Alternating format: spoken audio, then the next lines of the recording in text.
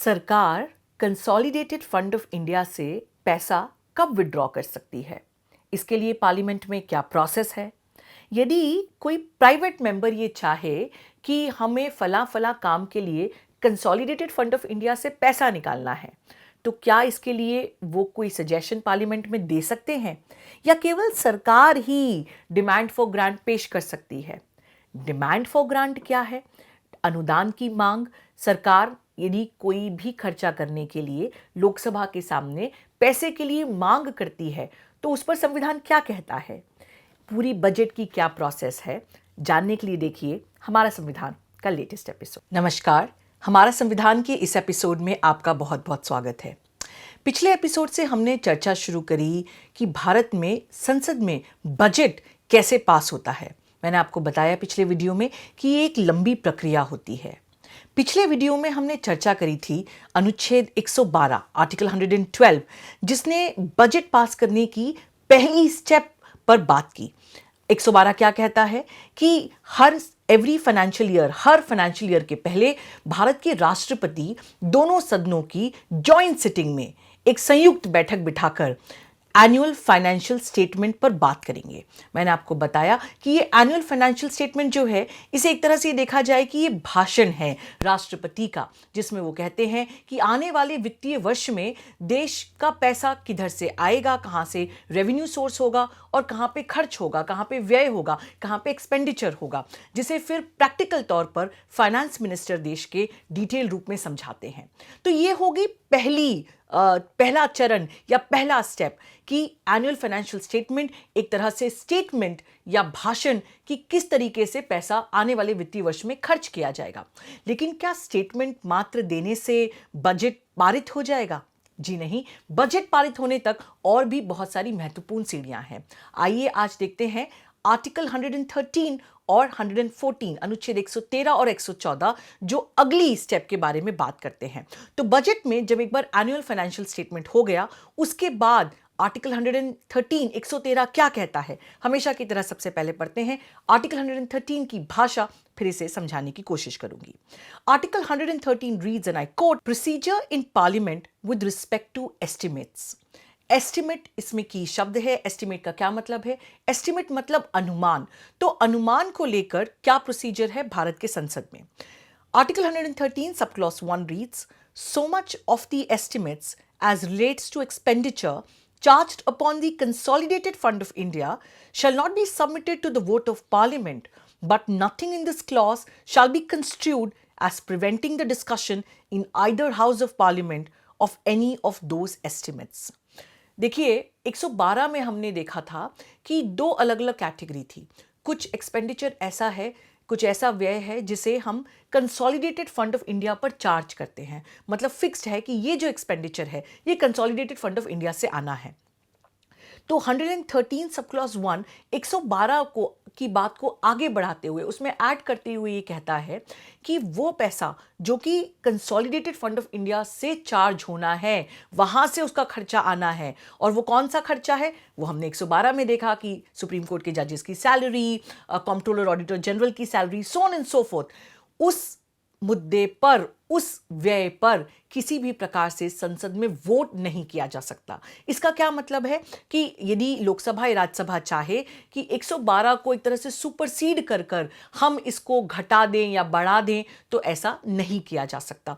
तो वो अमाउंट या वो व्यय जो कंसोलिडेटेड फंड ऑफ इंडिया से आना है, उस पर संसद वोट नहीं कर सकती, पहली बात। और लेकिन इसका मतलब ये नहीं कि यदि वोट नहीं कर सकती तो चर्चा नहीं कर सकती। तो फॉर एग्जांपल यदि सुप्रीम कोर्ट के जजेस की सैलरी को लेकर कोई बात है, कोई मुद्दा है, तो इस पर चर्चा तो हो सकती है, लेकिन इस पर वोट लोकसभा या राज्यसभा में नहीं किया जा सकता। आर्टिकल 113 का सब क्लॉज 2 पढ़ते हैं जल्दी से।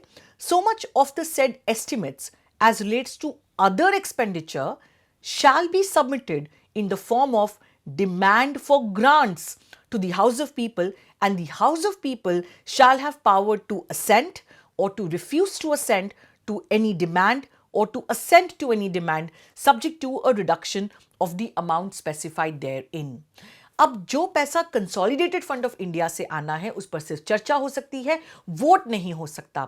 लेकिन उसके अलावा जितना भी खर्चा है, और बहुत सारा खर्चा होगा क्योंकि कंसोलिडेटेड फंड ऑफ इंडिया से तो जो 112 में एन्यूमरेटेड लिस्ट में खर्चे हैं केवल वो ही आ रहे हैं।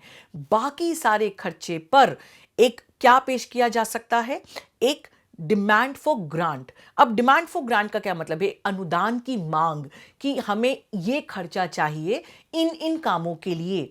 वो डिमांड ऑफ ग्रांट जो है वो किसको सबमिट करना है? जी हां, वो हाउस ऑफ पीपल मतलब लोकसभा के पास जाएगी, और लोकसभा के पास ये अधिकार है कि या तो वो उसमें हाँ करे या उसमें ना करे, या ये कहे कि इस अमाउंट को थोड़ा सा रिड्यूस करिए। मतलब एक बात समझना जरूरी है कि हमने देखा था पहले जब हमने मनी बिल पे चर्चा करी थी कि मनी बिल मतलब कि किसी भी प्रकार से खर्चे को लेकर जब कोई बिल पास होता है, और हमने देखा था उस समय भी कि मनी बिल को लेकर लोकसभा के पास क्या अधिकार होते हैं। तो एक प्रकार से यह भी समझा जाए कि जब कभी कंसोलिडेटेड फंड ऑफ इंडिया के अलावा कोई खर्चा किया जाना है तो उसे डिमांड फॉर ग्रांट, अनुदान की मांग के फॉर्म में लोकसभा के सामने पेश किया जाएगा। लेकिन जब आपने डिमांड फॉर ग्रांट किया, ये शब्द काफी महत्वपूर्ण है, तो क्या अभी भी वो बिल के रूप में है? जी नहीं, बिल की बात हम करेंगे आर्टिकल 114 में, जो कि अप्रोप्रिएशन बिल की बात करता है। 113 में एस्टिमेट क्या है ये आपको लोकसभा के सामने रखना पड़ेगा डिमांड फॉर ग्रांट के रूप में। तो 112 में हो गया भाषण, एनुअल फाइनेंशियल स्टेटमेंट। 113 में आया डिमांड फॉर ग्रांट कि हमें कितना कितना खर्चा चाहिए, आप उसे लोकसभा के सामने रखेंगे। तीसरा, sub clause 3, no demand for a grant shall be made except on the recommendation of the president. राष्ट्रपति की अनुमति के बिना कोई डिमांड फॉर ग्रांट या अनुदान की मांग लोकसभा के सामने नहीं रखी जा सकती। इसका क्या मतलब है? देखिए, मैंने आपको शुरुआती वीडियोस में समझाया था कि कानून कुछ तो वो होता है जो कि संविधान में लिख दिया जाता है, लेकिन कुछ होते हैं कॉन्स्टिट्यूशन कन्वेंशंस। कन्वेंशंस मतलब वो चीज़ें जो प्रैक्टिस के तौर पर चली आ रही हैं। हमने हमारे काफ़ी सारे कॉन्स्टिट्यूशनल कन्वेंशंस जो हैं वो इंग्लिश सिस्टम से आ रहे हैं, क्योंकि हमने जब कानून बनाया तो हमारा कानून जो है वो कहीं ना कहीं इंग्लिश लॉ से काफ़ी प्रभावित था। तो वो काफ़ी सारे कस्टम्स या प्रैक्टिसेस जिनको कहीं लिखा नहीं जाता, लेकिन जो प्रैक्टिसेस हैं, जो सेटल प्रैक्टिसेस हैं, उसमें से काफ़ी सारी अब पार्लियामेंट्री रूल्स में कोडिफाइड कर दी गई हैं, लेकिन काफ़ी सारी अभी भी कन्वेंशंस के रूप में प्रैक्टिस हो रही हैं। तो ये जो सब क्लॉज 3 है कि प्रेसिडेंट की अनुमति के बिना कोई डिमांड फॉर ग्रांट आप नहीं पेश कर सकते, इसका मतलब क्या है? इसका प्रैक्टिकल मतलब ये है कि ऐसा नहीं है कि कोई भी प्राइवेट मेंबर लोकसभा या राज्यसभा का कभी भी उठा के कोई डिमांड फॉर ग्रांट लोकसभा के सामने पेश कर दे। आपको राष्ट्रपति की परमिशन चाहिए। मतलब क्या?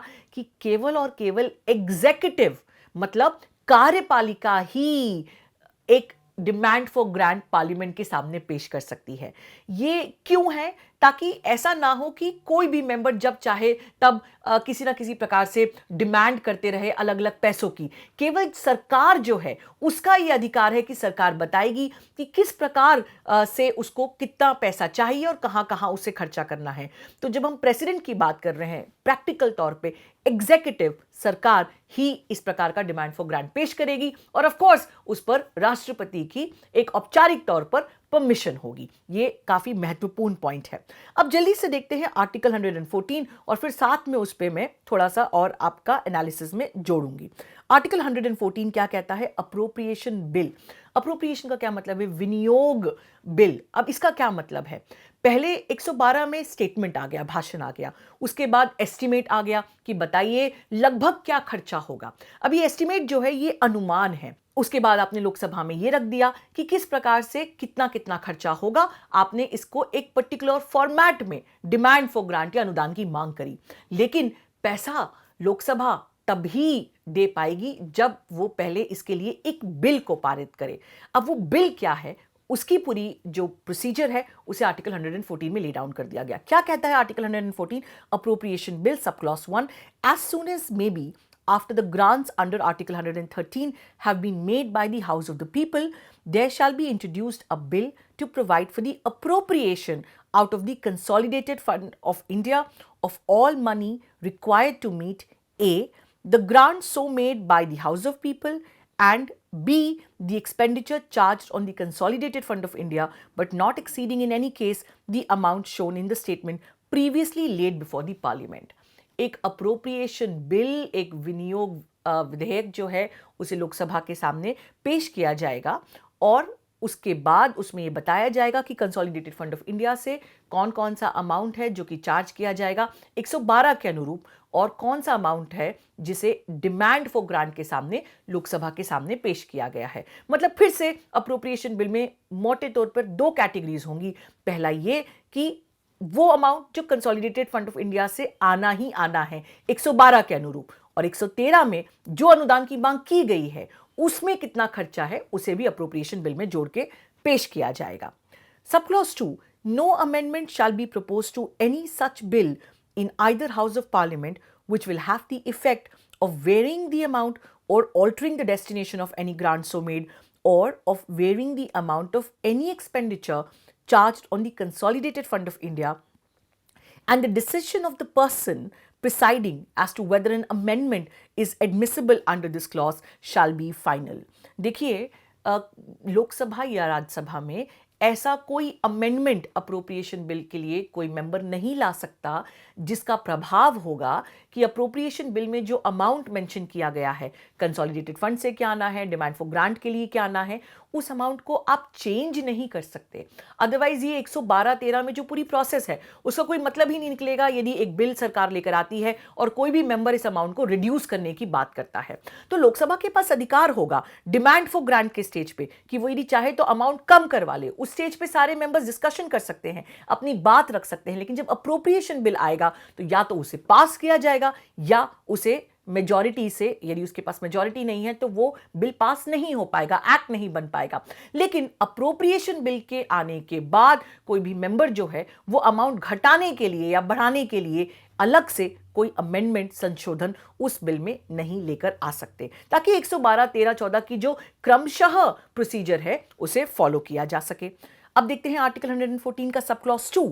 No amendment shall be proposed to any such bill in either house of parliament which will have the effect of varying the amount or altering the destination of any grant so made, or varying the amount of any expenditure charged on the consolidated fund of India।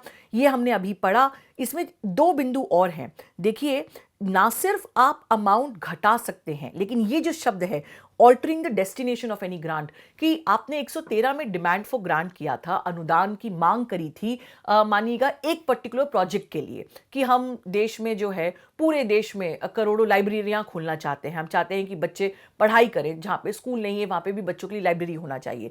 अब आपने उसके लिए मानिएगा कि 500 करोड़ रुपए की मांग करी, तो क्या अब आप कोई ऐसा अमेंडमेंट लेकर आ सकते हैं कि ये 500 करोड़ जो है ये लाइब्रेरी बनने के लिए नहीं जाएगा, ये अब पार्क्स बनने के लिए जाएगा? उसका जवाब है नहीं। तो डिमांड फॉर ग्रांट का जो पैसा है और जिस चीज के लिए वो पैसा लिया गया है उसे संशोधन के द्वारा नहीं बदला जा सकता।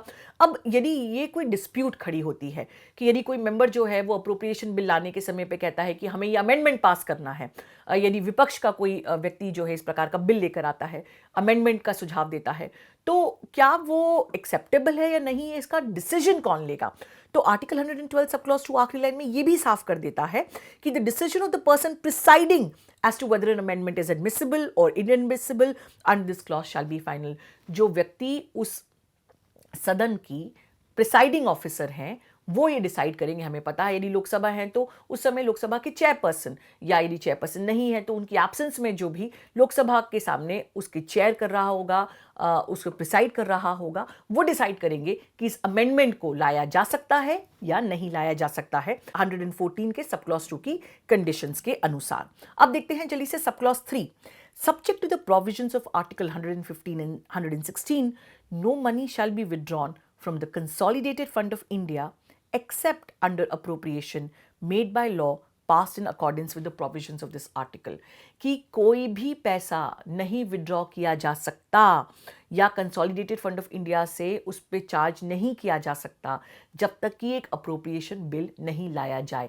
मतलब क्या कि अप्रोप्रिएशन बिल जो है वो ऑप्शन नहीं है, वो मैंडेटरी है। तो अभी तक हमने देखा कि बजट की क्या प्रोसेस है। यदि हम पिछले वीडियो और इस वीडियो की पूरी बात को एक साथ क्रमशः समझे कि सबसे पहले राष्ट्रपति एक annual financial statement joint sitting के सामने पेश करते हैं, उसके बाद फाइनेंस मिनिस्टर उसको डिटेल में एक्सप्लेन करते हैं, उसके बाद आता है डिमांड फॉर ग्रांट की एस्टिमेट्स क्या क्या हमें पैसा चाहिए। तो कंसोलिडेटेड फंड ऑफ इंडिया से जो चार्ज करना है उसे 112 में मेंशन कर दिया गया। उसके अलावा जो चार्ज करना है उसे लोकसभा के सामने पेश किया जाना चाहिए।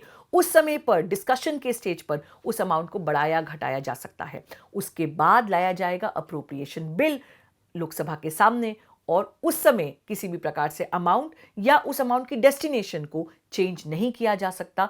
वो अप्रोप्रिएशन बिल जब पास हो जाएगा उसके बाद ही सरकार कंसोलिडेटेड फंड ऑफ इंडिया से पैसा निकाल सकती है, चाहे उस कैटेगरी के लिए जो फिक्स्ड है या जो डिमांड फॉर ग्रांट के द्वारा लोकसभा को दी गई है। लेकिन बजट की पूरी बात यहाँ खत्म नहीं होती। हमें देखना पड़ेगा आर्टिकल 115 और 16 और क्या कहते हैं। इसको समझने के लिए देखिए हमारा संविधान का अगला एपिसोड। क्या ये बात अब तक पहुंच पा रही है? आपके क्या सवाल हैं मुझे जरूर बताएं कमेंट बॉक्स में। देखने के लिए बहुत बहुत धन्यवाद। मैं अधिवक्ता अवनी पंस। द वायर के और वीडियोस देखने के लिए सब्सक्राइब करें और बेल आइकन पर क्लिक करें। स्वतंत्र पत्रकारिता की आर्थिक मदद करने के लिए डिस्क्रिप्शन में दिए गए लिंक पर जाएं और अपनी राशि चुनें।